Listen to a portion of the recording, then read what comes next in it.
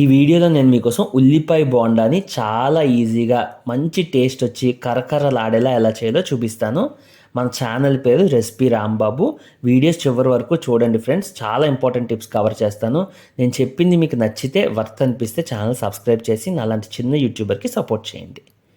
ముందుగా ఒక గిన్నె తీసుకొని దాంట్లో ఒక 3 నుంచి 4 ఉల్లిపాయల్ని ఇలా సన్నగా పొడుగ్గా కట్ చేసి వేసుకొని వీటిని పొరలు పొరలుగా విడిపించుకునేలాగా ఇలా మెల్లిగా స్క్వీజ్ చేస్తూ చేయండి. ఇలా చేయడం వల్ల ఉల్లిపాయలు మనకి పొరల కింద విడిపోతాయి, మనకి బోండాలోకి పర్ఫెక్ట్గా ఉంటాయి అన్నమాట. ఇప్పుడు దీంట్లోకి 1/2 టేబుల్ స్పూన్తో ఉప్పు, అలాగే 1/2 టేబుల్ స్పూన్ కారం, ఇంకా చిటికెడంత పసుపు కూడా వేసుకోండి. వీటితో పాటు మనం ఇందులోకి ఇప్పుడు జీలకర్ర ఒక 1/2 టేబుల్ స్పూన్ వేసుకోండి. అలాగే పచ్చిమిరపకాయలు 3ని ఇలా చిన్న ముక్కలు కట్ చేసి వేసాక ఒక 5 కరివేపాకు రెమ్మలు, కొంచెం గుప్పెడంత కొత్తిమీర చిన్న చిన్న ముక్కలు కట్ చేసి వేసుకోండి. అల్లం వెల్లుల్లి ముద్ద దంచిందైనా పేస్ట్ అయినా పర్వాలేదు 1 టేబుల్ స్పూను. అలాగే ఆమ్చూర్ పౌడర్ 1/2 టేబుల్ స్పూను వేసుకొని చివరగా వాము ఉంటుంది కదా, వాము దాన్ని శుభ్రంగా ఇలా నలిపి 1 టేబుల్ స్పూన్ వాముని వేసుకోవాలి. అయితే ఇంకా చాలా ఇంగ్రీడియంట్స్ వేయాల్సినవి ఉన్నాయి. ముందైతే ఇవన్నీ వేసేసి వీటిని ఉల్లిపాయకి బాగా పట్టేలా పట్టించుకోవాలన్నమాట. ఆ తర్వాత నెక్స్ట్ ఇంగ్రీడియంట్స్ వేసుకోవాలి. ఫ్రెండ్స్, మన ఛానల్లో స్నాక్స్ కోసం ఒక ప్లేలిస్ట్ క్రియేట్ చేసి పెట్టాను. చాలా స్నాక్స్ పెట్టాను, ఇంకా యాడ్ చేస్తాను కూడా స్నాక్స్. సో రోజుకు ఒక వీడియో పెడదాం అనుకుంటున్నాను. మీకు ఎలాంటి స్నాక్స్ కావాలో కామెంట్ చేయండి, నేను ఈజీగా ఎలా చేసుకోవాలో చేసి చూపిస్తాను. ఓకేనా?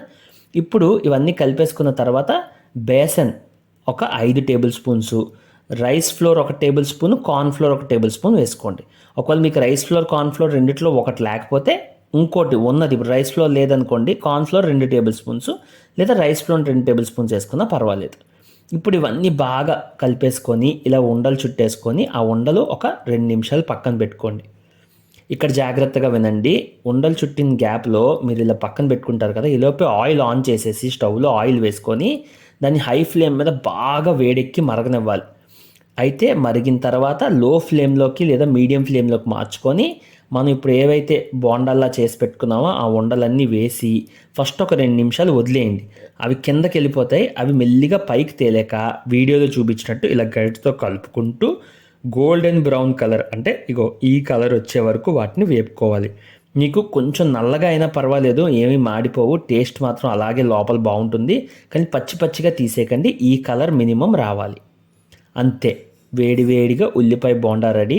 పైన కరకరలాడుతూ ఉంటుంది, లోపల కూడా సూపర్గా ఉంటుంది. మీరు సాస్లో కానీ కొబ్బరి చట్నీలో కానీ వేసుకొని తింటే అద్దిరిపోద్ది. కొంతమంది నిమ్మకాయ కూడా పిండుకుంటారు. సో ట్రై చేయండి. రెసిపీ నచ్చితే మాత్రం లైక్ చేయండి. ఇంకా చాలా వీడియోస్ ఉన్నాయి, కుదిరితే అవి కూడా చూసి నన్ను సపోర్ట్ చేయండి. మీ రెసిపీ రాంబాబు.